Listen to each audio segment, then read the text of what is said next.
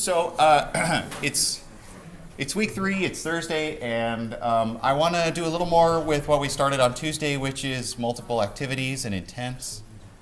And I also want to talk about something called the activity lifecycle, which is sort of a concept about the different states that an activity can be in. And I think that's important to learn about because of there's a lot of things that can happen to your app while it's running or when it gets shut down, or different things that can happen. And you should be aware of those, and your code might want to respond to some of those things. So those are going to be the main things we talk about today. And there will be a third homework, but it's going to go up early next week. So I'll talk probably more about that next Tuesday or something. I'll probably post Monday night or something if you want to look at it ahead of time. So yeah, that's where we are right now. You guys just had your section, so you practiced doing the kind of 2-activity business, right? You looked at if you went to the section, you looked at a list of authors, and then you clicked on the author, and you could see the books, or is it poems by the author, right?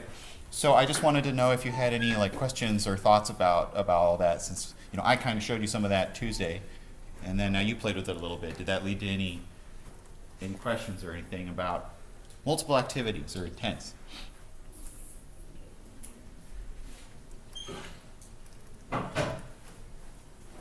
Did you find it difficult to get it all working, or did it kind of just work the first time?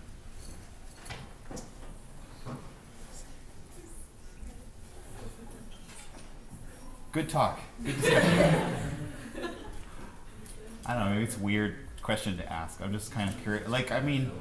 We're adding these sections, we're trying to kind of figure out, the way I figure it is me talking at you like this, I can kind of get you started, but you don't really learn it unless you go try it, right? So, in theory, the homework is where you go try it, but I also, the reason we add these sections is so that there's a little bit lower pressure way for you to try it a little bit and sort of flush out some of the initial understandings and misunderstandings kind of as you go along. When you were working in the section the other day, and you're trying to get the different activities talking to each other, kind of how'd that go, or what was hard about that, or what was something you might have got stuck on, or something that didn't work the way that you expected it to, or something like that?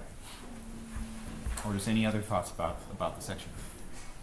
There's a lot of syntax with intents. There's a lot of syntax, yeah. And did you kind of just copy and paste example and then change it a little bit, or Yes. Yes. That's okay. Yeah, I don't know how that compares to other, if you've done iPhone programming or something, or web programming, just other kinds of coding where you have graphics that you want to pop up. There's usually there's code that needs to be written, right? So is it more cumbersome to do this sort of thing in Android than in some other place that you've seen before?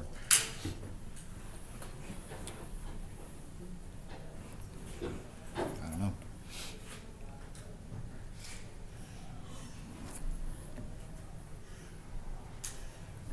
A lot of syntax. Okay. Well, but when you typed in that lot of syntax, did it sort of work the way that you expected it to, or does it just explode and break in 10 different ways that you need the TA to come fix? Or somewhere in between? Sorry, somewhere in between? Yeah. Yeah. Livable, or is it a nightmare? I'm just kind of curious, because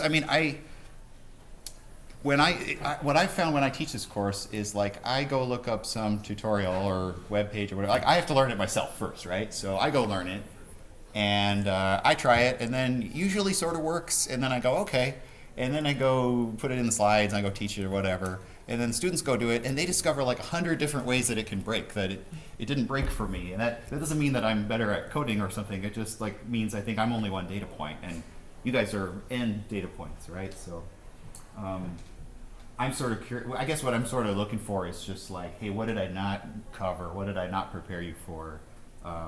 When you went to go do this, did it fail or break or not make sense or not work in some way that we didn't really talk about going into section,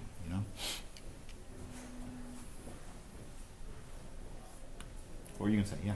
I think in the slides, for the section problem, you had to use a buffer reader.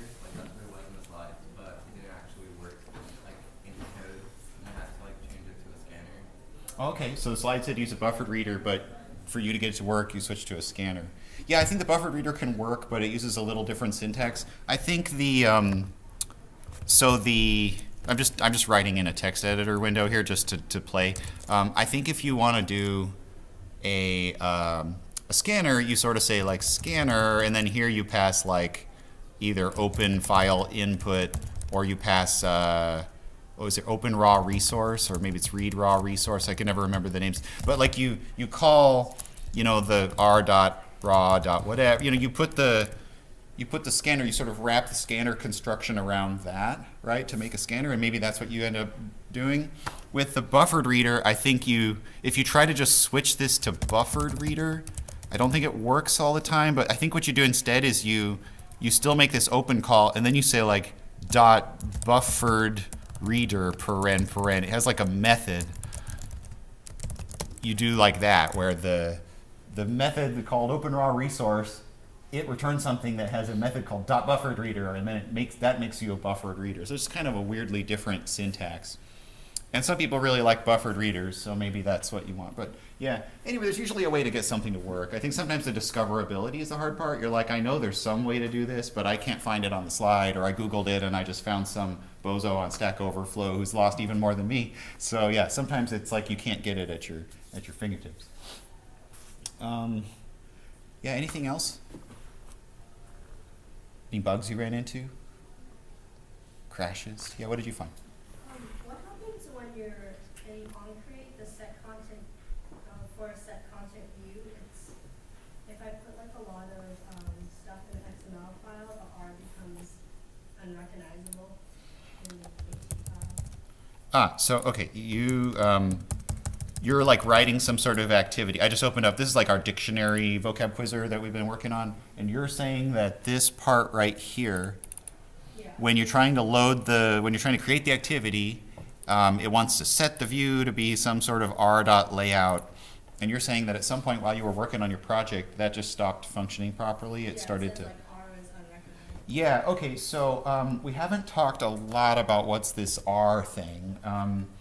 This is a class. There's a class named R, and it is automatically generated by Android Studio and by its like Gradle building system, I think. And what it does is that it looks at all your resource directories, and it looks at all the files that are there, all the layout XML files, and all the raw text files that you're going to read, and all the drawable images you're going to display. It looks at all, it like crawls through there and finds all those, and it declares unique ID numbers for all of them in a Kotlin class named R. So it like looks at the directories, counts up what's there, makes unique numbers for all of them, and then makes a class that declares this thing has this ID number, that thing has that ID number. It sort of makes this list of constant values. In fact, if you're really curious, if you double click or just select some sort of resource ID, right now mine's not broken the way that you're describing, but if I right click this or click on this, you can usually say, go to the declaration of this. I think I can. Wait, where did it go? Oh, it's, bless you, it's jumping me to here. Wait, sorry, maybe if I select R itself and I say, I thought I could do this, jump to the declaration. No? Oh, it used to work. What if I do this one? No, it's not doing it. I'm sorry. Well, I guess I can't show you what I thought. This is just, it makes like some code for this somewhere. You can actually go look at the code for this. I guess the command I used to use to jump to that didn't work today. But like, it's just a big class where it's like, you know, declaring constant ID equal to 1, ID equals to 2, ID equals 3. It just declares a whole bunch of IDs. So anyway, when you refer to these things, like these r dot whatevers, those are constants that are integer or ID numbers that are automatically created for you by the Android Studio IDE and put into this class named R. And mostly you don't have to like worry about the details of that. You just have to use them, refer to them occasionally, and in this case, you didn't have to write that line of code, like that was automatically generated, so the auto-generated code sometimes refers to those things as well.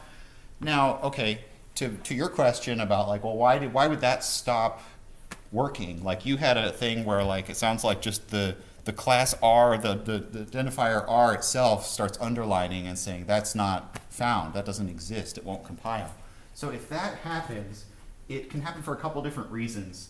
Long story short, usually if you tell it to like clean out and rebuild your project, it will usually fix that because it'll regenerate the R class. Now why would the R class have gotten messed up or gone? Sometimes it happens when people like cut and paste projects or files. They're moving stuff around, different directories. They download a zip off the internet, and they sort of surprise Android Studio by dropping in files into a way that it didn't expect. Or if that's not what you did, occasionally what happens is just it's in the middle of trying to build this thing and it just crashes or fails, or you run out of memory, or you close Android Studio. Like sometimes just this file that makes that R class gets corrupted somehow. So I think the way that you typically want to do that is you want to go up to, like, I think it's under build, and you can say rebuild or clean or both, and usually doing that will kind of just flush everything out. Sometimes you even quit Android Studio, reload it back up. This just usually, if that stops compiling, it just kind of means something's out of sync and it just needs to rebuild it from scratch. But that should go away when you do something like that. Yeah. Okay, any other, we're just kind of doing post-mortem here on the section of this week in general. Any other thoughts about that stuff? Yeah. Yeah, I had a weird error that I eventually fixed because I spoke to some of the TAs during our section. But if you wanted to implement both a set on item clicked and a set on item long click, the normal item on click method was fine, but the long click one requires a weird return of, well, not a return, but you have to like enter true at the bottom, and I create some weird errors with the onCreate method. Yeah, I didn't talk about that one in detail.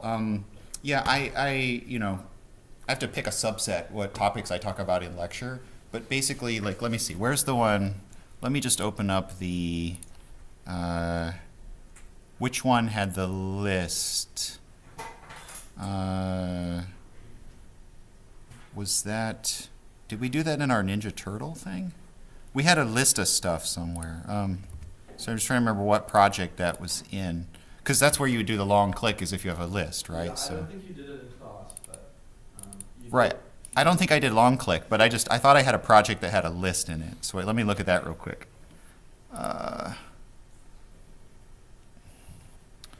App, res, layout. Do I have a list? Yes, I do. Okay, so then in the code, I have set on item click listener, right? So what you're talking about is there's also a method called set on item long click listener. That's if you like press your finger down and hold it down on an item. You can make that respond to a different event than if you just tap it quickly, right? So imagine if I had said long click listener. This sort of mostly works, except if I hover down here, it says type mismatch required Boolean found unit. So that's incomprehensible. And yeah, I probably should have a slide on this, but maybe I'll add one today. But the set on item long click listener takes, I believe, the same parameters as the normal set item click listener, except you remember this like curly brace syntax with the underscore, comma, and arrow stuff. Remember how we said that's like a lambda function? That's like a function that you're sending it as a parameter, but the function doesn't have a name, right? So this is a function, and it takes 4 parameters. You'll notice that the function doesn't return anything. You know, if you're returning something, usually you say return X or return 0 or something like that, right? Well, in Kotlin, when you return nothing, that's called the return type of unit. Of course, in Java, what's it called when you don't return anything? Void, right? Same with C++. A lot of languages call that void. In Kotlin, they decided to call that unit. Whatever. I've seen other languages have done that too. So they call it unit. So why it's underlining that line, I think this is a little bit misleading error, because there's nothing wrong with that line. What's wrong is that the function that you pass for a long click listener has to have a Boolean return type, because you're supposed to, I think, return true if there's some kind of flag you're returning. I forget what it means. I think if you return true, it means that you have handled the long click, and false means you want the operating system to process it or something like that. So typically you just return true. So down here, you would say return true. And now it gets mad at that because you don't really say return when you have a lambda. when you have your normal function in Kotlin, if you want to return something, you can say return. That's fine. That's just the syntax you would expect to return something. But if you have a lambda like this with just the brackets, the way you indicate a return value is you just write that value all by itself on the line at the end. If you just say true, it implicitly means I'm going to return true. Now, why does it have this weird thing here? Because it's hinting that it's returning it to the set list. I mean, sometimes the IDE hints like parameter names and stuff. It's hinting what that return is being returned to or what it's returning for. But I didn't write set on item click listener. I just wrote true here. So anyway, you said you ran into that bug. Basically, what's happening there is when you have a long click listener, all the same code would normally work, except you have to return a true or false at the end for it to compile. So you just say true at the bottom. So yeah, that's a little bit mysterious, but there you go. That's why. And I think what's especially weird about it, again, is if I undo and go back how it was, it underlines the last line of code. And if I hover on Y, it says, well, this line of code, I wanted it to be Boolean, but instead it's a unit. And again, I think it's hard to understand that compiler error, but what it's basically saying is, whatever's at the end of your code, I'm going to try to return that as a Boolean. And this call of turtle.set whatever, that doesn't return anything, so it returns a unit value, but I wanted you to put something here that returned or evaluated into a Boolean value, and this doesn't. So that's why you have to put one more line that says true at the bottom. So anyway, does that make sense? Yeah. Okay. Well, so look, we have a program here that we were working on for dictionary words, and I wanted to go back and talk about that a little bit more. Wait, where did that go? Can you not keep both the projects open? Oh, well. Dictionary. This is the one that we've been working on. So I wanted to, IDE error occurred. Great. I hope my R class doesn't break like hers did. I want to go back to my slides here, and I want to start talking about this topic called the activity lifecycle. So I'm going to open up my slides on that. The activity lifecycle, as I said before, it's basically about the different states and different things that can happen to an activity. So here are some of the states that an activity can be in. It can be starting up, it can be actively running. You can pause or resume an activity based on whether other things jump up in front of it or other activities take precedence over it. I think that a lot of Android programmers find this activity lifecycle stuff to be sort of needlessly complicated because there's a whole bunch of different states the activity can be in. And I think intuitively it's sort of like there's only a couple of states. It's either running or it's not, So hopefully maybe conceptually we can kind of flatten some of this and take away some of the complexity out of it. But there are reasons why there are so many different states, even if it doesn't seem like it at first. So I guess what I'll tell you is that there are methods you can write in your activity that will be called when your activity transitions into these different states. And so in that way, you can write code that will respond to those states or changes in the state. And I think to help understand that, I'll sort of show you some of the states and what they do and when they happen, and we can talk about why you'd want to listen for them going forward. So here's the diagram of all the different states that an activity can be in.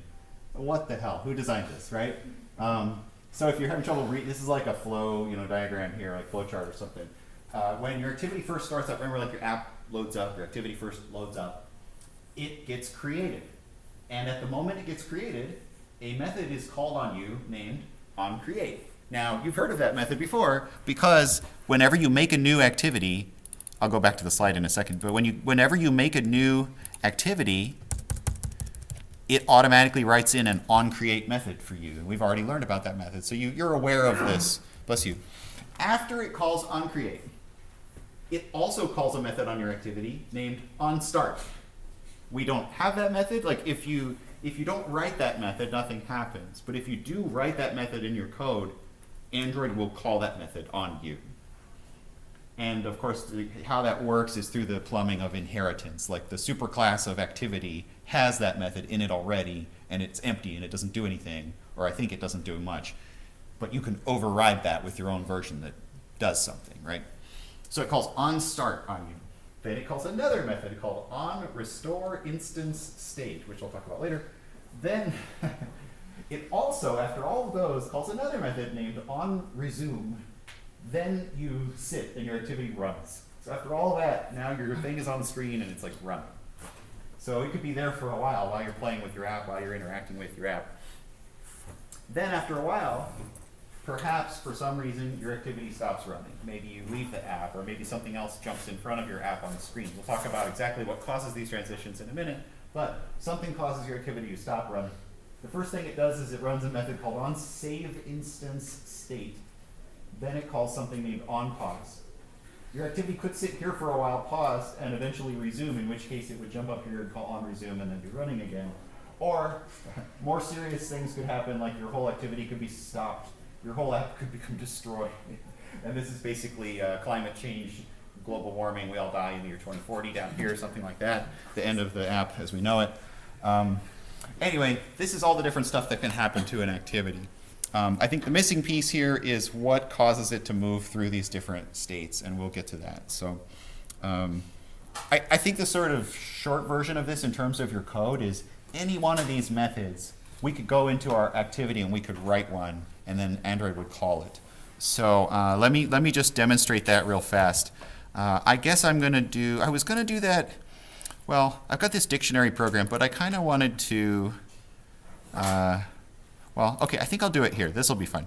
So I'm just going to move to the bottom. I'm inside of the main dictionary activity here. And I've already got an onCreate method because that's already built for me by Android. But if I write some of the other ones, like I'm just going from the top down, I've got onStart.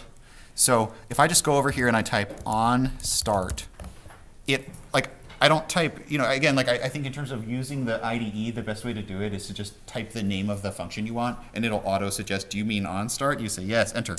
And then it sort of fills in the right heading and the right parameters, if any. It kind of sets it up the right way, so you don't have to memorize. I don't always have memorized which one takes what parameter. This is how you should do it. So then it calls super.onStart, because the superclass activity, it has its own onStart method. So I think I could just let it do the old version of onStart, but then in addition I could do my own stuff. So I think just to kind of illustrate when these get called, I think what I want to do is I want to insert printing statements that'll show a little message every time one of these gets called. So how do I print a little message? Remember that? Yeah? Maybe you just write print line. Well, you can say println, but that doesn't always pop up anywhere on the screen. And that works pretty well if you're writing just like a console Kotlin app. But if we actually want it to appear in the Android Studio at the bottom, we have to use a slightly different command to print a message. You know what it is? Yeah? It's like console.log or something. Console.log, that's JavaScript. No, but that one doesn't quite work in Android. Remember? On Toast? So, okay, I thought you might mention Toast. Toast will pop up like a graphical pop-up message, and then it'll fade out. I think I want to make a console message that'll appear here instead of something that appears on the emulator on the screen. Also because it might call a lot of these and it might dump a lot of messages, so I don't want a whole bunch of toasts like flying around on the screen. Yeah? I think it's log.b. Yeah, so you can say log, there's a class called log, and then you can say dot, and then there's these different one-letter method names that print different things. And the one letters mean D for a debug message, and I for an information message, and E for an error message, and WTF for a what the F message and stuff. So maybe these are just information messages. When you log, you pass two things. You pass a tag, which is sort of like a label or a category for the message, and then you pass the actual text that you want to display. So maybe I'll call this CS193A, or I don't know, maybe I'll call it Marty or something. That's my tag. And then the message is going to be onStart was called. Okay? And so I'm just going to override a few of these and make it just log that it got called. So the reason I'm doing that is then when I rerun the app, I'm going to look at the log and it'll show me the order of them getting called, so we just see it, right? Then we've got onStart, we've got onRestore instance state, onRestore instance state. So that one takes a parameter, which we'll talk about in a minute, takes a bundle, California question mark. So then I'll do log.I onRestore instance state was called. Then the next one is onResume. So onResume and then I'll say onResume was called. And then some of these other ones, on save instance state, and I'll say on save. On pause. On pause was called. This is the funnest part of the lecture where you watch me type all these out. On stop. On stop was called. On destroy. On destroy was called. Okay, so that's most of them. I might have missed. There's also, there's on restart over here. I missed him. So, okay, on restart. On restart. On restart was called. Okay, fine. So now I'm going to run the app, and I just want to look at the log and see which ones of these get called and when does it do it. So remember that the messages appear down in the bottom in this tab that says log cat. And so it won't show them unless I click on that tab. And remember that when you click on that tab, a bunch of, I got error messages. That's interesting. CM wake lock was already released. Huh, great. I don't think I even did that. One thing I think is really funny, whenever you use like a complicated graphical framework, they're constantly dumping error messages out that aren't even your code. It's like, wait, what?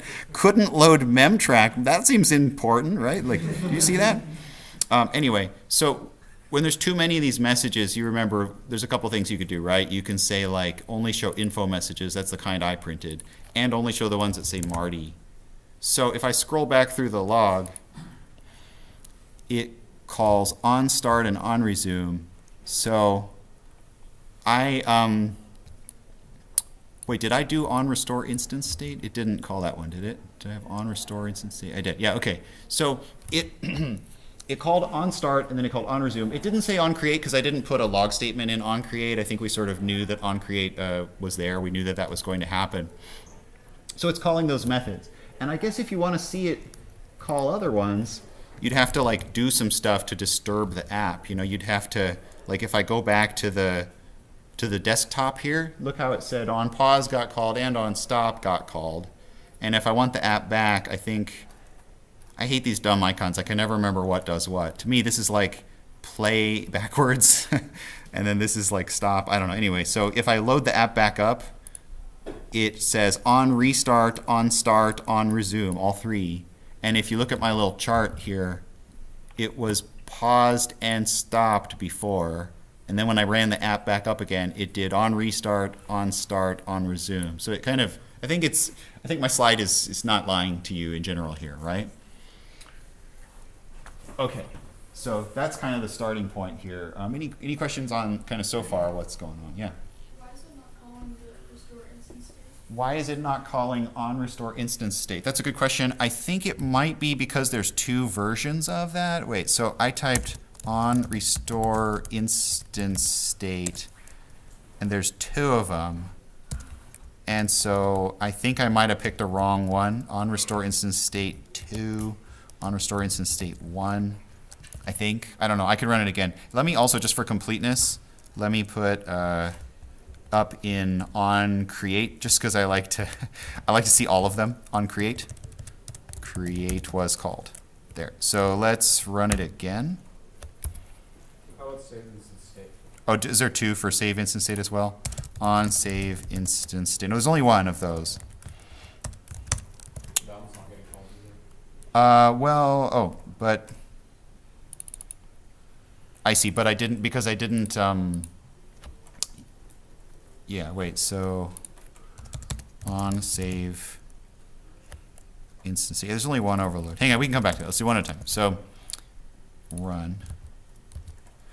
Android is really hard to do demos. Like, these lectures are kind of terrifying because, like, you know, like any normal person would do. What I do is I go code it before I come in, and I'm like, okay, it worked, you know, great. So then when I go to lecture, of course, when I run it in lecture, it will also work there, right? Because I'm not insane, and things that happened in the past matter.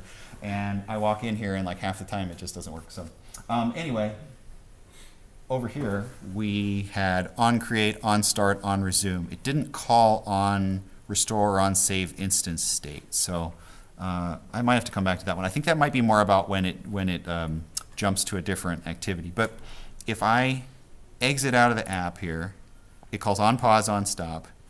If I go back in, onRestart, onStart, onResume. So, okay. In general, these methods are getting called. I think the part that's confusing initially is why so many different states? Why not just like started and stopped? Kind of, am I running, am I not running? Why are there so many layers here? And I think we'll try to kind of unpack that in the next few slides. Yeah? Can you click the add a new word button? Sure. So we'll jump to another activity within the same app. Sure, I'm happy to do that. Oops, so wait, here. So we just did onResume when we came back to the app. So I'll click add a new word. Bless you. And it called onPause, onStop. And it doesn't print, it is calling onCreate, onStart, like it's calling those on the other activity, but we don't have the log statements there. So we're not seeing those, right? Yeah, okay. So what happens here is like, some of these state transitions involve doing stuff within your app, and some of them involve doing stuff between multiple apps.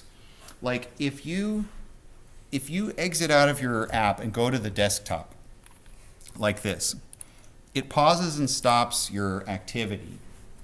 But if you just have your activity up and then you pop up something on top of it briefly for a second, like a little dialog box or something temporary, and then that thing closes, that's just a pause and a resume.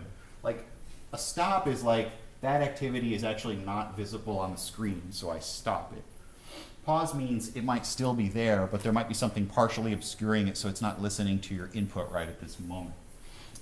There's another one that we did on that chart which was called onDestroy, which is even more serious, which is like your app has been like quit out of and unloaded out of the memory. Have you guys ever noticed when you use an app and you quit out of the app, like you exit, you're using, I don't know, WhatsApp or Snapchat or something. You're in the middle of doing something, and then you jump over to some other app like your email.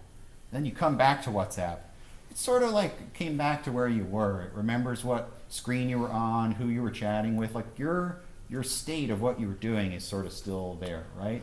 But if you jump over to your email and you come back like 5 hours later to WhatsApp or whatever the original app was, sometimes now it does kind of forget what you were doing. It goes back to the main menu, the main buddy list, something like that. Differs a little bit from app to app. It's sometimes kind of hard to predict. If I jump back to Twitter or WhatsApp, will it be where I was, or will it go back to the start or whatever? But we do have this notion of like, sometimes the app remembers what I was doing as long as I wasn't away from the app for a very long time.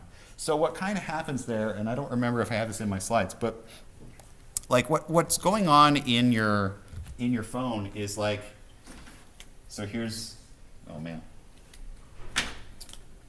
Here's your phone. And that's the aspect ratio that it would have. You've got some sort of app that's like visible on the screen right now. If you have some other app that you launch, it takes your app and sort of sets it aside. It's still there. It's still in the memory of the phone. You know, like the phone has some number of megabytes or gigabytes of memory. So your original app, app number 1, when you stop using him and you jump instead to app number 2, number 1 doesn't just get like trashed and thrown away forever. It just sets it to the side and then it runs app number 2. But like if app number 2 starts doing stuff that's very memory intensive, at some point, if it needs the memory, it'll just get rid of app number 1 and throw it out. It doesn't mean it deletes it from your phone like you have to reinstall it or something. It means that like it isn't currently running, it's not loaded, it's not active in the memory of the phone, right? And so the difference between sitting aside, just not visible on the screen, that's when you're stopped. But if this guy wants all the memory and this one gets actually completely thrown away where it's just gone, that's called being destroyed. And if you're destroyed, it's not going to remember who you were Snapchatting with or what email message you had open or something like that. You're going to have to probably go back to the initial state of the app, like the start screen app. Yeah. So if an app's destroyed, like it's not like no instance is like an active memory. But what happens for like something like Snapchat? like where you can get a notification of something it knows and will update you. 'Cause it's not like active per se, but it's also active. Yeah, so I mean that's a separate thing. I mean it's all kind of complicated. Like an app that sort of seems to be always around, always listening, it's always able to notify you. Those sort of always present apps, they use a feature called services, and we're going to learn about services in a few weeks. And so actually all the stuff we're learning about now is kind of just distinct and separate from that. And in fact what happens is the app itself does get thrown out of the memory, is not running. But it has this kind of little service that's spinning around running on the background, and that does not get shut down. That does not close. It stays running. So, yeah. Have you ever noticed, like, the longer you have your phone, it just starts being slower and crappier and stuff, right? Probably a part of that is because you install a whole bunch of apps, and a lot of those apps launch services that constantly run on your phone, even when you're not using that app. So even if a service, even if you're not using Snapchat or Grinder or whatever app that you're using. I don't know why I keep using that example, but one time I was taking a class at my college. I went to University of Arizona. I was taking this class, and the teacher was talking to us about how to write code that would connect to the internet and how you could interact with chat rooms. And he taught us the real protocol for how to really connect to actual IRC chat rooms. And so he runs the app, and he's like, well, let's test it out. Let's go to a real chat room. And he goes to like some sort of sex chat room. And it like actually starts showing, it wasn't like explicit, it's just text only, so it's not showing dirty pictures or anything. And I don't think the messages were like horrible, offensive, but it's like, whoa, he's going into this like inappropriate room, you know? And he goes in there, and when he gets in, the other users are like, oh, hi, Joe. And they like recognized him, and then he just moved on like it was no big thing. I'm like, is he like a regular in here or what? And I think he just like low key wanted us to know he was a little bit freaky, you know? I was like, wow. Anyway, tales of a lecture more interesting than this one, but so I don't know where I was going with that, but. I completely lost my train of thought, but yeah, so I think I was just saying, like, you have these apps that install services that stay running, and that eats up the memory of your phone, and so on and so on. So, okay, you'll notice that all this time, see, like, we're not using the dictionary app here at all, right? We're not in there. If I go over here, the last thing that happened to the dictionary activity was that it got stopped. Well, on my slide, it said that it should also get destroyed. And I don't see that in the log, even though I do have the logging statement to print that. The thing about onDestroy is, like I kind of was telling you, is onDestroy gets called and your app gets destroyed when Android decides it needs the memory, needs to reclaim that memory. And that might happen shortly after you exit your app, or an hour after you exit your app, or it totally is kind of up to Android. It's not up to you. Your app doesn't have a lot of control over that. And so it's unpredictable. You could listen for it in case you want to respond to that action in some way, but like I can't easily demo it here because it's up to the phone to destroy the app or not. Yeah. So when you do the thing where you like clear all your apps, is that destroyed? So I believe, yeah, if you open up the app list and then you say, don't you swipe it up, go away. onDestroy was called. So that actually does like flush it out of the memory, forces Android to get rid of it, right? Isn't there's a similar thing on an iPhone or iPad, isn't there? When you pop up the list of all your, don't you swipe them up to throw them away or something? And, yeah.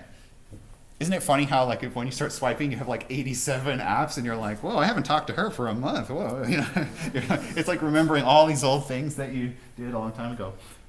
That's how you catch your partner cheating, is you just go to that screen. But because right, all the stuff they've been doing is still there, so be careful. But anyway, sorry, just to clarify, that's not something that happened to me. I didn't. Okay, but that destroyed the app. That caused Android to unload the app out of the phone's memory. But outside of that, if you're just using the phone as a normal user, you don't have much ability to predict when that'll happen, really. Okay.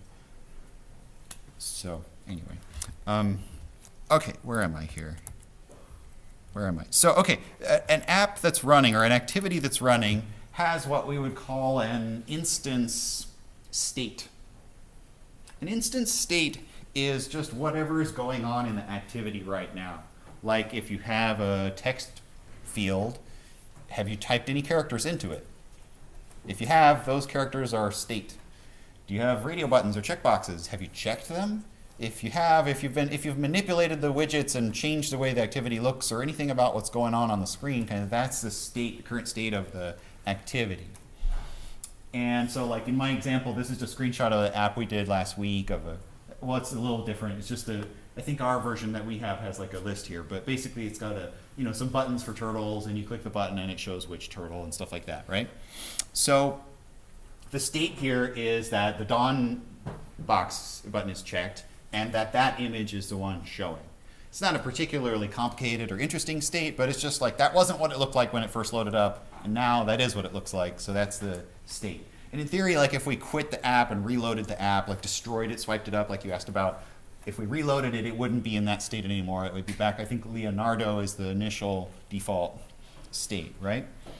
So what's interesting is if you disturb an activity in certain ways, you can lose the instance state.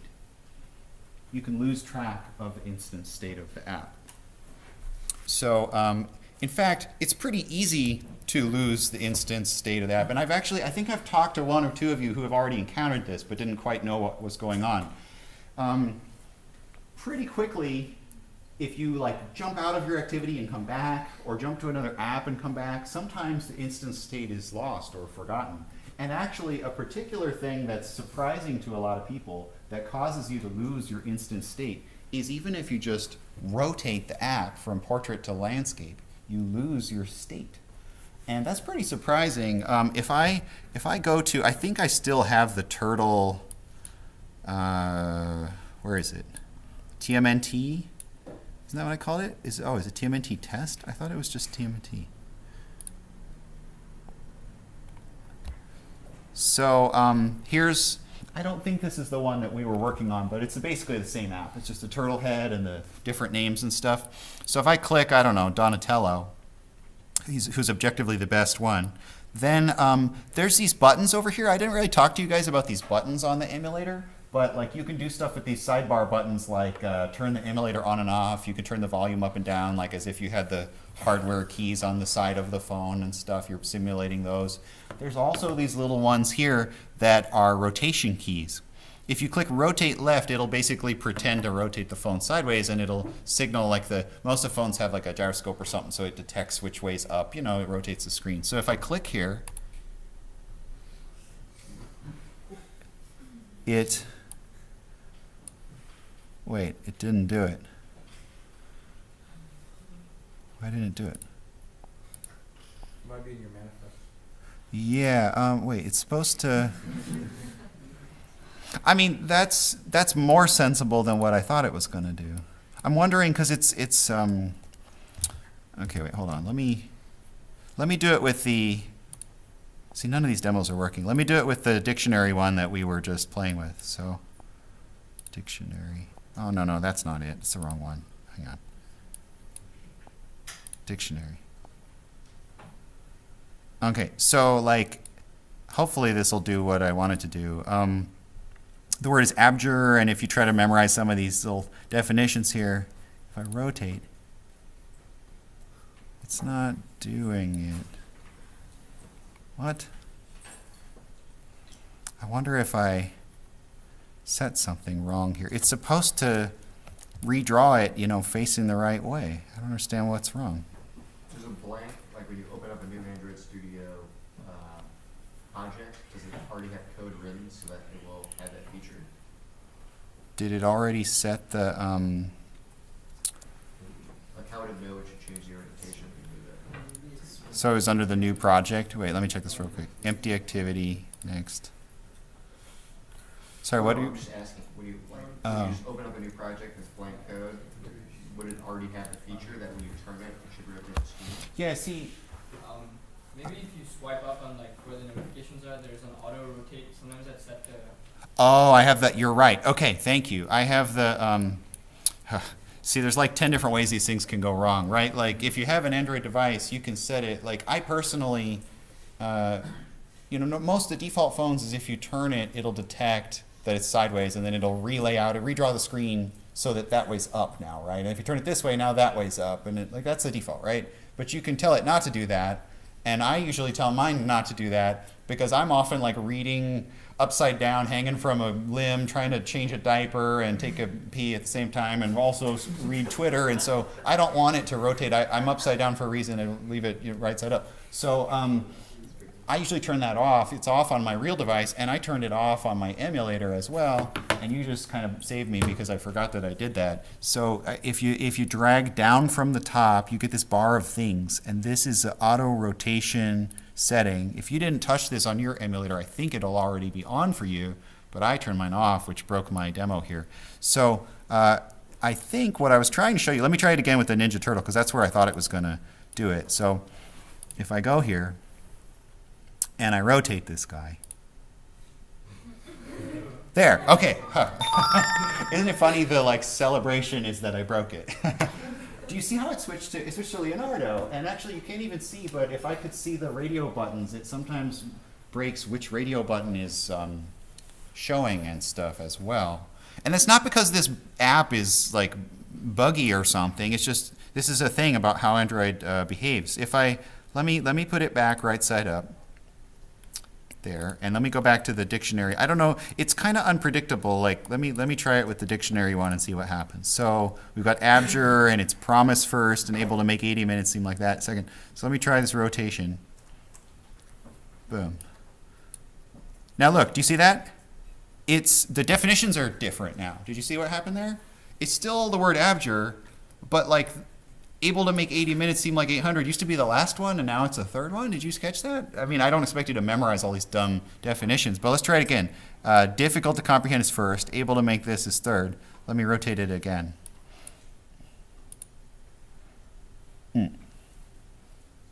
Well, able to make that is still in the same spot, but difficult used to be up here. Now it's all messed up. And do you see what I'm doing here? It's like when I rotate the app, everything gets all weird. And that's what I'm trying to show you, is that in Android, an activity has a certain state, and there are certain actions you can take that cause the app to lose its state or forget its state or get messed up. And even something as simple as rotating the screen can cause that to happen. Much less, sometimes if you jump out of your app and then jump back into another app, or jump out of your activity and jump back into your activity from within your same app, some of these things cause the activity state to be lost. This is bad. And so I think one of the most common things that people say when they start learning Android development is why is it when I rotate my app everything breaks? It's a super common, if you Google that, there's probably 80 million questions about that online. Why is it when I rotate the app I just developed, it all breaks, So can someone who's done iOS confirm, does iOS have problems like this as well, or is iOS less dumb than this? Does anybody know? Forget if you guys have done any of that before. Oh well. Well, okay, so I talked about rotating in the emulator. There's also a hotkey for it. The other thing you could do is, you were talking about how do I destroy, and we swiped up to destroy the app. Another thing you can do is there's actually a developer setting. If you go digging around in the settings of the phone, there is a setting called Don't Keep Activities, which will just always destroy and throw away things the instant they disappear from the screen. But you don't normally want to turn that on because it makes the phone really slow, because every single time your app disappears off the screen for even 1 second, it completely unloads it from the memory, and then when you go back to the app, it has to completely reload it. So in the general, you wouldn't want to do that. You might only turn that on temporarily if you want to test, the app functionality doesn't break or something like that. Okay, so there's a couple things you can do.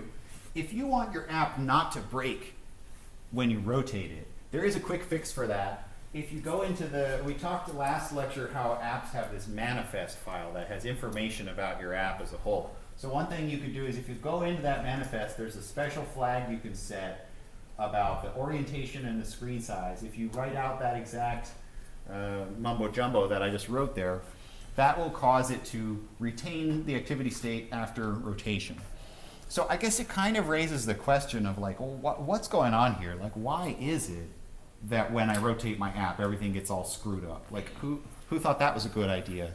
Well, we're going to talk about it pretty soon, but basically short answer here is like what happens, what is going on here is that a lot of apps look different depending on the screen size, depending on the orientation. They have different layouts. You've seen this. I don't know what's the best example, but like, you know, I watch like, you know, people stream on Twitch.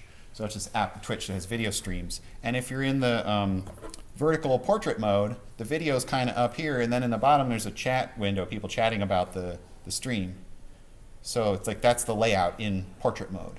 Then if you flip it to landscape mode, it just pulls the video to fill a whole screen because it's like a nice widescreen, and that fits perfectly to this geometry. So then the chat just kind of goes away. It doesn't have that on the screen anymore. So the fact that it uses a different layout and a different orientation, it also has some different layouts that it does if you have a bigger screen versus a small screen, etc. And so the default for an Android app is to completely reload your activity and its layout every time you rotate the phone. That's why it sort of loses some state and some information, because it's kind of like reloading the activity. But if your app doesn't want to do anything like that, doesn't want to change layouts for orientation changes, then you can just put this flag and it'll sort of fix it. So I mean, you go into your Android manifest of your app, and then in the part of this file that is your activity, like your main activity or whatever, you write this flag here. So for the dictionary activity, you say, wait, where does it go? It goes here. Config changes equals orientation or screen size. If you put that, then your app won't mess up when you rotate. Yeah. So even though like it reloads, why doesn't it just use like the save state that's like you're calling on restore instance state and on save state? Right. So I mean, these are perfectly good questions. Like I think they just didn't design it very well, but I think what really is happening here is like your activity is an object. When it creates it and loads it up on the screen, it creates an object of this class. And that object is associated with the stuff that you're viewing on the screen. And when it rotates, it actually throws that object away and makes a new one. And so part of the reason the instance state gets messed up is because my object had some like private variables that were remembering some stuff. And I just like threw them away, and then I recreated a new object. And remember that some of this code is kind of random. It shuffles, it picks new words, and so like that stuff I had before is lost, and then it makes 5 new random words, and then it puts that on the screen. And so like it's basically just because of the creation of the new object is why it's broken. Now, I think we could make an argument that that's a bad design, that it shouldn't be that way, that maybe they should sort of keep our object and then reuse it or something, but that just isn't how they chose to design it. What they did do, and what I'm going to try to show you, is like these methods we're learning about, like onPause, onResume, onSave instance state, onRestore instance state, like some of those methods, you can use them to avoid these problems. You can catch these things as they're happening and like react to them and remember things so you won't forget them. So that's sort of what you're supposed to do.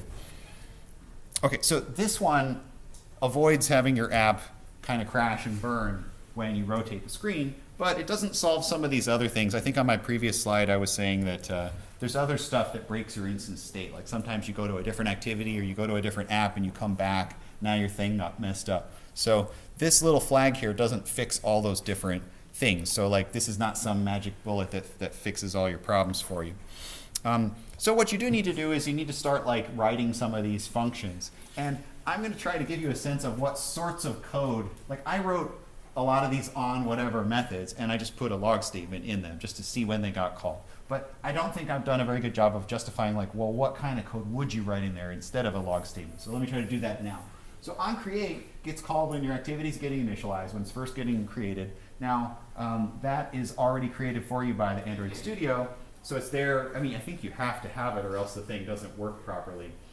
A crucial thing that happens in onCreate is this weird command called setContentView, which causes Android to go read your XML layout file and actually go and make all the widgets that are described in that file. Like that is this line of code that's inserted for you by the editor that's actually of crucial importance to your activity looking properly. I think if you comment this line out, your activity just doesn't look like anything, and I don't even know if it works or not, or if it just barfs. But that's what kind of stuff you would put in onCreate. We've already seen that method before, so I'm not going to spend a lot of time on it. I will talk about this in a second, this bundle thing in a second, because we haven't talked about that yet. What sort of code would you put in onPause right here? Because your app starts running and then at some point your app pauses. Well, it means like something pops up that's on top of your activity. A pretty typical example would be like a dialog box or something that just sort of partly obscures what you're doing. Like sometimes you're in the middle of an app and it says, hey, do you like this app? Give it 5 stars right now. And you're like, go away. No, that sort of thing. You're going to probably get on pause when something like that happens. So what might you do in an onPause? Well, if you were playing music or sound, you might pause it because you want the user to focus on the new thing. If you had an animation going, you might pause the animation. OnPause might also mean that your app is on the way to shutting down. So you could do some like shutdown stuff here, but that might not be the very best place to do that. I already talked about this, putting log statements in the different methods, so I'm not going to say on this slide. OnResume, well, I mean, it's kind of the opposite of onPause. I think most of these methods have pairs, sort of equal and opposite pairs. Like OnResume is whatever, there used to be something on top of your activity that was causing it to be paused, like a pop-up box, rate this app out of 5. OnResume means whatever that pop-up thing was has now closed out of the way, and now you're back to your activity. So I think what you would do here would be kind of the opposite of whatever you did in onPause. If you pause the music playback, then resume the music playback. If you pause the animation, resume the animation, whatever. Like if you, a lot of times when there's a pop-up, rate this app 5 stars, the activity behind it, it kind of like grays it out. It puts kind of a semi-transparent gray smear over it. Like that's probably because they did that. They drew a layer of a widget or something that was semi-transparent. And they probably drew that in onPause, and in onResume they probably got rid of that guy. They removed that or hid that from the screen. So that's the sort of stuff you would put in an onResume function. Okay. So now we've got onStop and onStart. So here are some things that you can assume. Like if you get into onStop, you know that the activity, no pixel of that activity is visible on screen anymore. It's off screen, either because your app jumped to another activity or because another app popped up in place of your app. Or like something crucial, like a phone call or something comes in that jumps the user somewhere else. So your activity is not visible anymore. So, I mean, if you just think about apps you've used and you sort of ask yourself, like, I wonder what code they have in their onStop method. Like, what do you think the YouTube app has in its onStop method?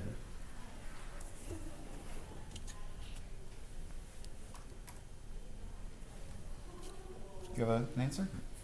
Like, probably gonna like save where you were, like how many minutes you were onto the video or whatever. Sure, YouTube seems to kind of remember, like if you watch 5 minutes of the video and then you leave and you come back later, it's still at position 5 minutes. So maybe it captures your position, remember that. It's in the middle of showing you a video and then you jump away from that to another activity or another app. What do they do? Yeah? You're gonna stop playing music and showing video. Stop playing the video, right? Yeah, I mean, maybe it's an obvious question, but just like, if they don't tell it to stop playing the video, it's still going to be doing all the work to like decode and draw all the pixels in the background, but you're just not even going to see it. So it's like a waste of resources to do that. So whatever their playback is doing, it's going to like stop the playback, remember the time index, and just, yeah, stop. Although I think, isn't it true, like some of the newest versions of YouTube, like they shrink it into a little corner thingy, and so, but that is probably happening in the onStop method still, so it's still reacting in some way to that action occurring, right? Okay, so then onStart and onRestart, if you just look at I've tried to keep this on the screen for all these slides. OnStart is like your app is starting up, your activity is loading up, it's appearing on the screen. It comes after onCreate, just like immediately after onCreate it was done, it calls onStart. But it also calls onStart if you were stopped, but then you put it back on the screen. And I demoed that, I did that with my little log messages for you guys. When I jumped away from the activity, it said on pause, on stop. And then when I jumped back into the activity, it did on restart, on start, on resume. On restart is almost exactly the same as on start. The only difference between them is when the very first load occurs, it doesn't call on restart, but it calls on start. So again, like it's a little overcomplicated, but like why would you want some code that would be an on start versus on restart? Well, I don't know. I mean, restart means you're coming back. You were there and you left and you came back, versus on start, You either are coming back or you're just loading the app for the first time. So you might want to distinguish between those two things.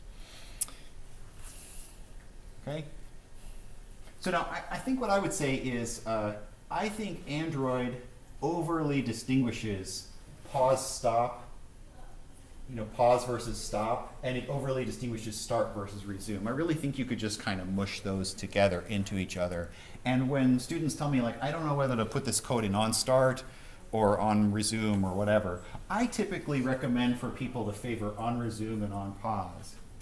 Because to me, it's just kind of like, those are closer to the running state, and so just like pick a pair. I guess what I would say is even if you do pick onStop and onStart, maybe just be consistent. Don't do onStart and onPause, or onStop and onResume. Just kind of pick a matched pair if you're going to override two of those methods. We talked about onDestroy. That is when your app is exiting out of the memory. It's like right before you get flushed out of the memory, Android calls this on you. So if you have any last words, speak now or ever hold your peace. And so what would you do there?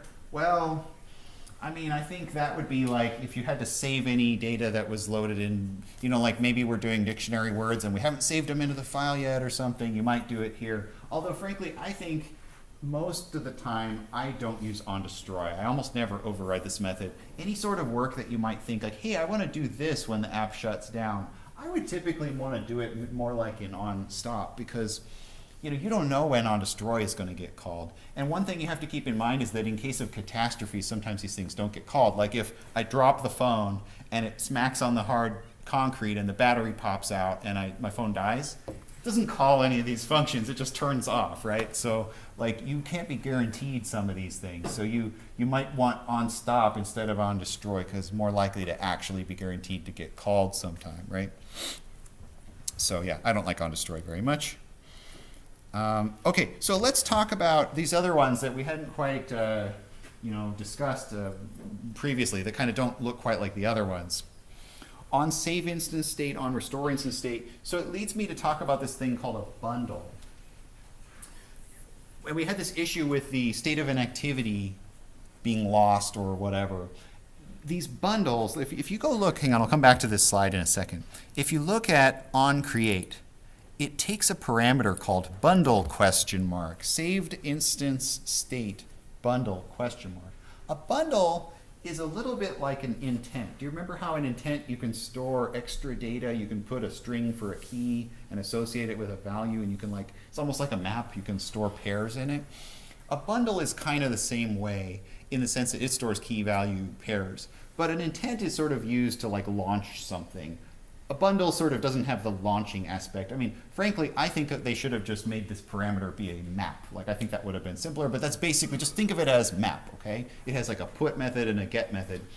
So these bundles can be used as your activity is, so look, onRestoreState1.com. So as your activity gets shut down and loaded back up, you can use these bundles to remember the instance state so that you don't forget about it.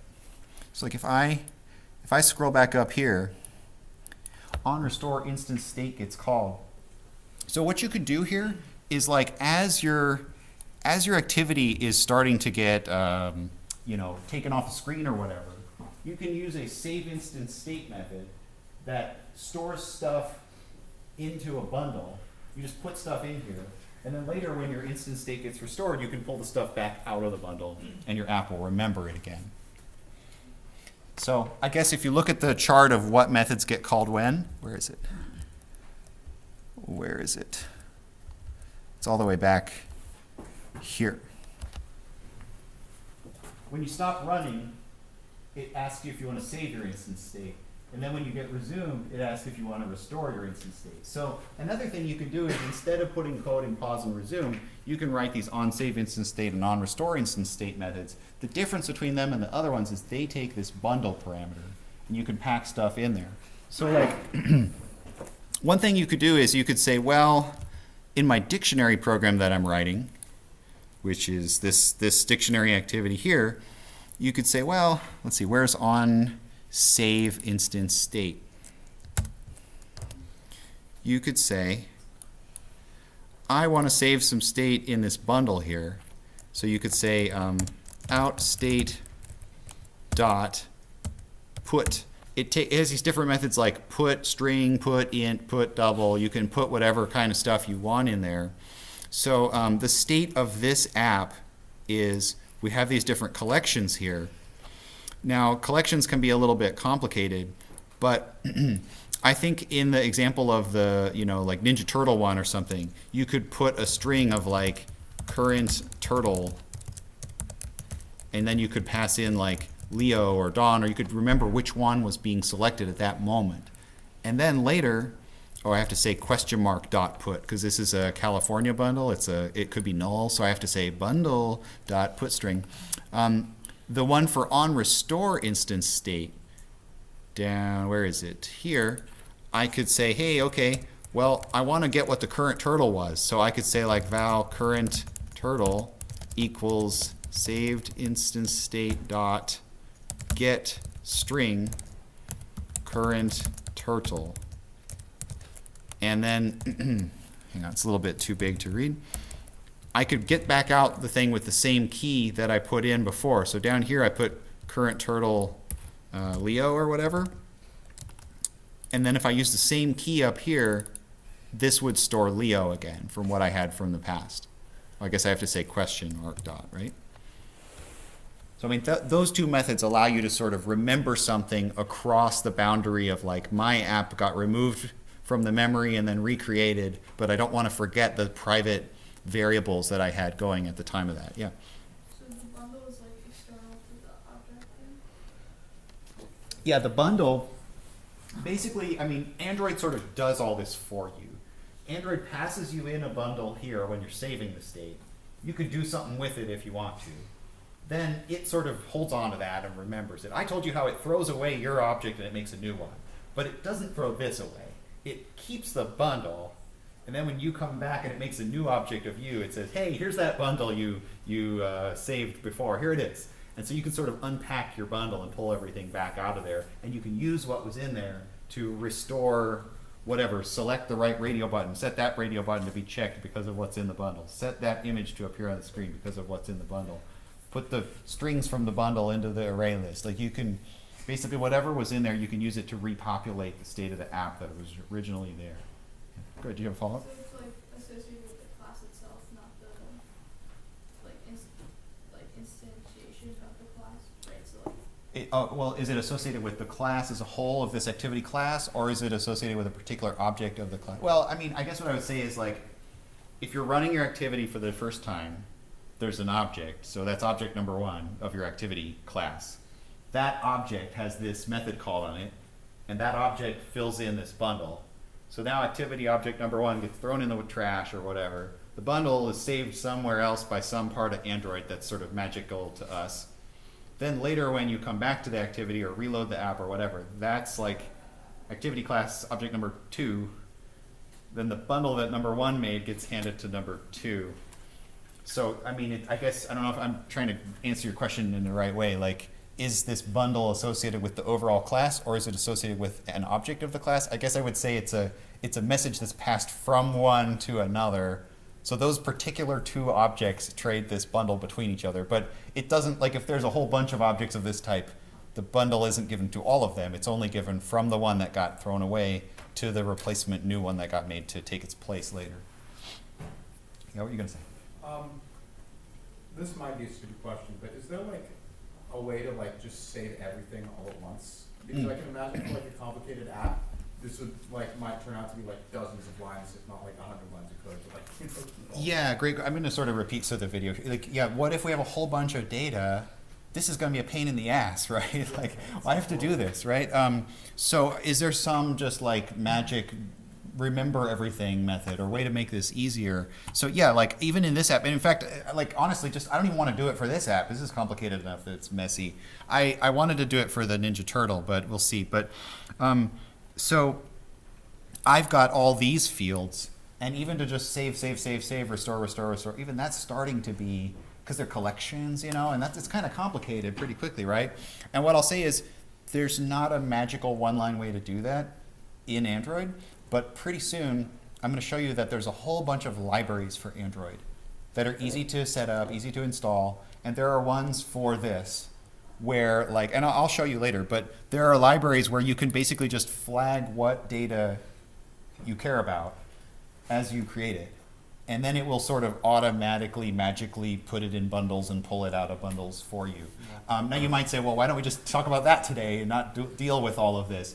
I think the reason I want to start here with regular raw Android is because, like, you know, I think if you don't understand what's going on, it's hard to understand the need for those libraries, or you sort of become dependent on them, and then if the library doesn't work or gets changed or whatever, then you just sort of are lost. And so I think I want you to understand or suffer with this in the default form for a little while before we say screw it and jump over it and don't deal with it at all.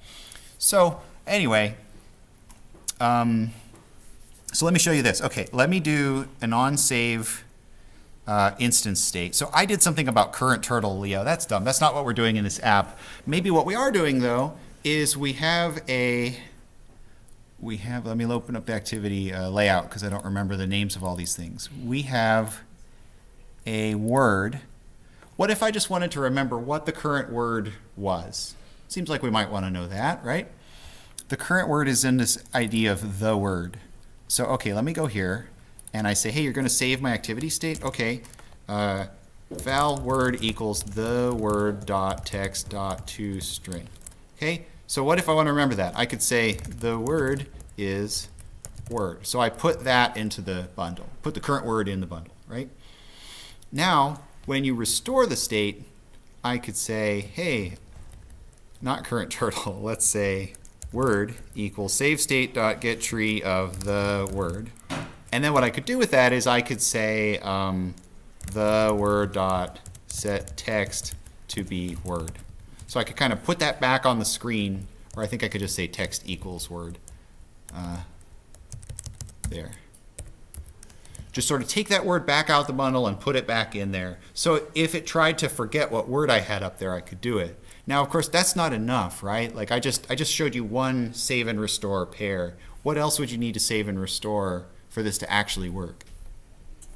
All your list items in the same order. I've got the 5 definitions, right? So I need to save all those. So I think what I can do is outstate dot put, do they have array? Put string array list. I could say definitions, comma, what's my list of definitions here? Defins. So, oops, edit redo. There's no redo. Hey, outstate dot put string array list defins. There. So now up here, I don't know if I'll get to finish this, but what I could do is I could say saved instance. This is now I'm in the restore. Saved instance state dot get string array list, and the key for that is called defins. And so val defins equals that. And so what I would do here is like loop over the list, put those in the adapter, make the list show those as its elements. And I think the reason I may have to finish this outside of our time is because like we already have a function somewhere. This is getting kind of messy, but we have a function up here that like picks the list. So we make a random number generator, we pick what word the correct answer is, and then we like clear this and we shuffle and we like put stuff in here, and like after line 90 we got the 5. This is when we're randomly picking 5, right?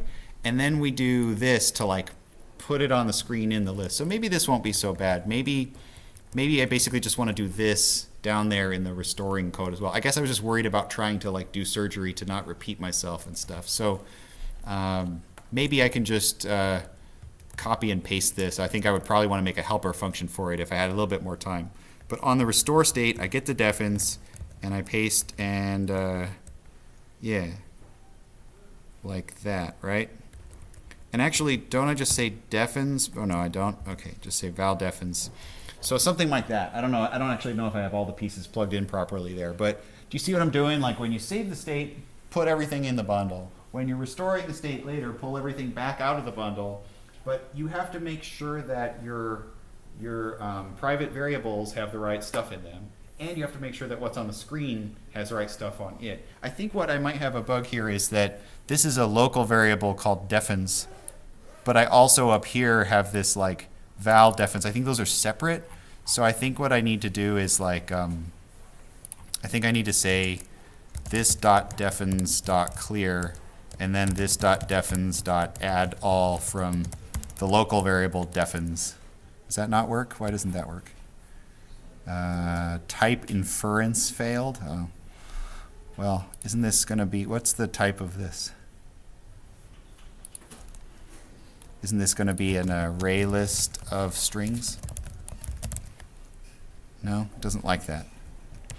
Well, I might have to fix it after class. But do you understand what the goal is here? Like, you're trying to set up all your private variables, and you're also trying to set up all your widgets to show the right stuff on them. I think I could do for val defin in defins this dot defins dot add, or for defin in defins dot add defin. Now why doesn't that work? It says not nullable value. Oh, okay. So I think it's if defins is not null. We do this. Okay, yeah, I think what's happening here is the return types of some of these are question marky because they might not be there. You know, like there might not be any instance data for that. So it's making me check for null in order for it to work. So I think this actually has it set up properly now. I think I'm supposed to write this dot defins here. Yeah, I could test it, but I'm a little scared that it won't work, and then I won't have time to debug it. But let's give it one test, which I don't have a lot of confidence in, and then we'll see if we want to fiddle with it anymore after that. So the goal here is, if we did this right, when I rotate, it shouldn't like forget all the words definition order and screw them all up again, right? So let's try. Hey, I think it worked, didn't it? Suspended, all I looked at was the last one, and it was the same. Did it work? Okay, I'm not touching it again because I'm afraid. But the point was, now it handles the rotation properly. It doesn't barf up and forget all the different stuff when you rotate it. So that's an introduction to these different activity lifecycle methods. We're going to play with this more next week. We're going to write like a music player that pauses and does different things when you pause and resume the activity. So I'll stop there. I'll post this code on the web. And if you have any questions, I'll be happy to take them after lecture. But have a great weekend, and I'll see you guys next Tuesday. Thanks.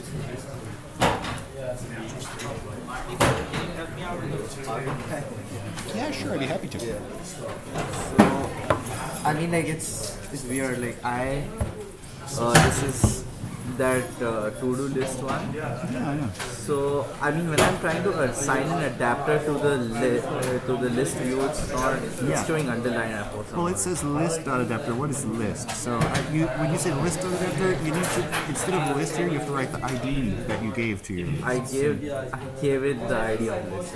Oh, well, can you try give it an ID like list 1 2 3. I want to pick something very, very unique. Okay. So now say list. Oh wait, did you input? So now type 1 2 3. Now wait. Let's see. Doesn't understand this.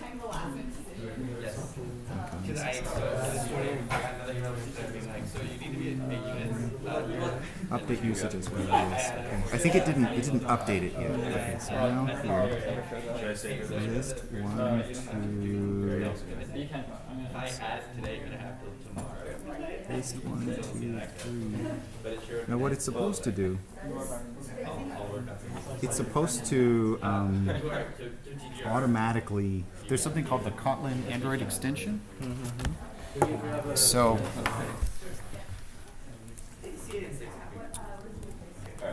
Let me show you.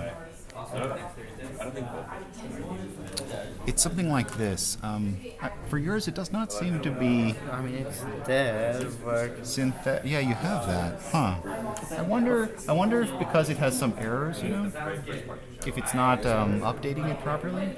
Okay, wait, let me try. Oh, you have an error in strings that I Yeah, see, I think the problem is some of these files are corrupted and broken. Like this one has 2 copies, and you have to save it too. Did you save? I think you have to hit Control S for save.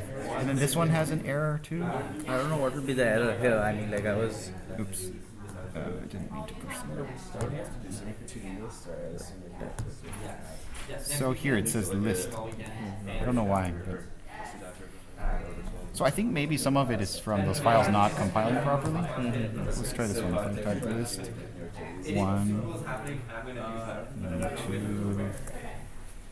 no, 3.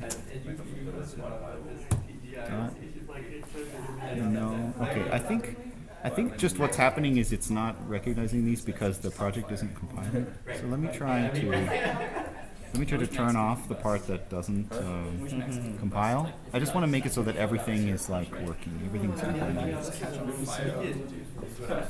Destroy computer.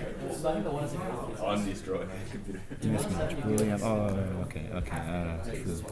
Just make it compile. I'd rather not.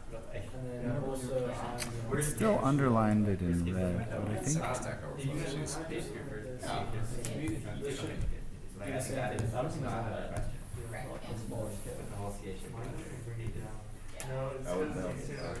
Okay, fine.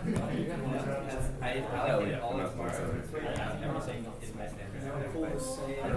small data. This is the dust chair. Oh, there's still some. Yeah, I'm trying to add stuff to the list. I don't know why. I think there's some stuff I might have entered down. I think they had more. I mean, Look, there are little markings in the floor where other chairs were. Oh, wait. now you would. I think you would have to also put That's so weird. the else also on the comments.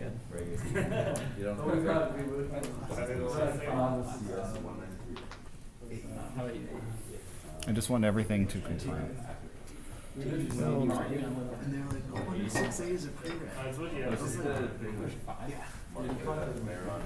I mean, questions. I'm going to pack while we're talking. Just I want to make sure to get out of the way for the next person, but I'm happy to help you. So yeah, I'm just gonna work on it for the rest of the day. Yeah. Let me know. Let me know. I was like, oh, man, what's going on? This is like the.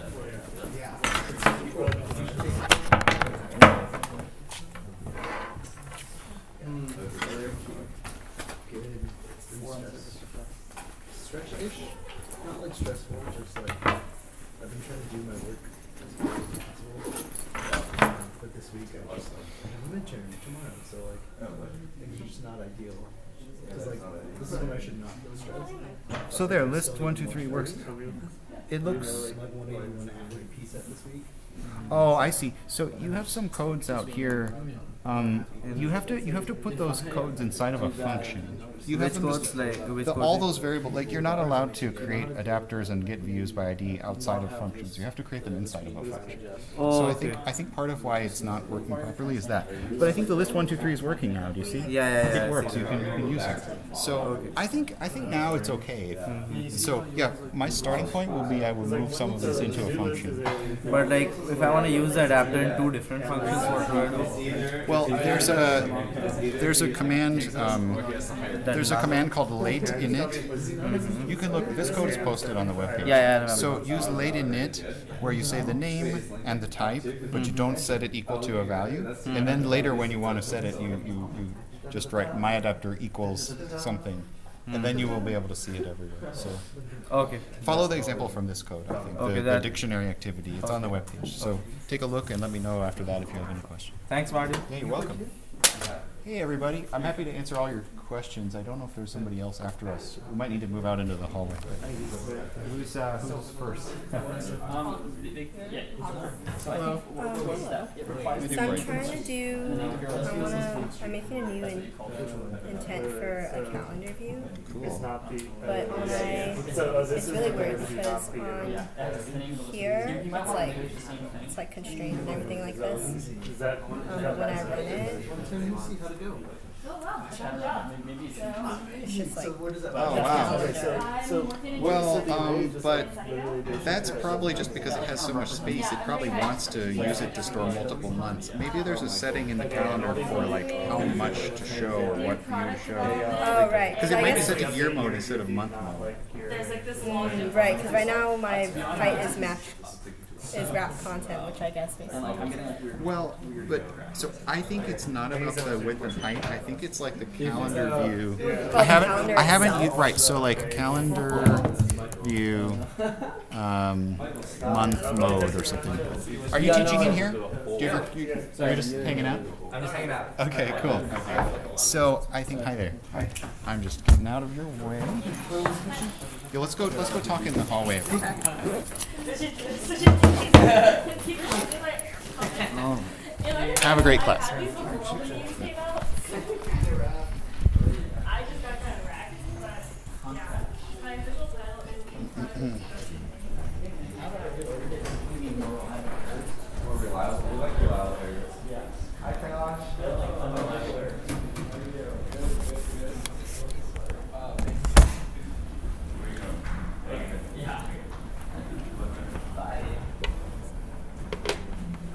So, I think you just need to tell it which mode to do it in. Like, okay. See, look, single month view mode.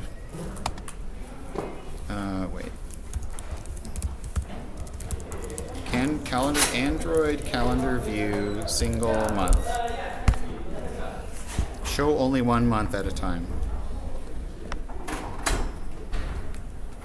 Only current month. Also, if you go to if you have an intent and you're Oh wait, just and I'm you're sorry. passing, Wait, I just have to take this. I'm really sorry. Hello? Hello? Yes. Oh, great. Okay.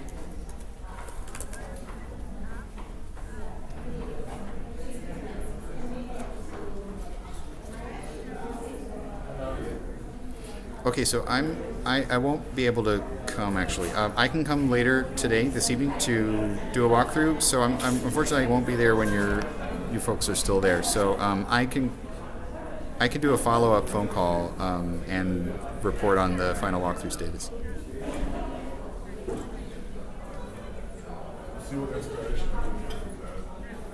What? I did not think about that at all.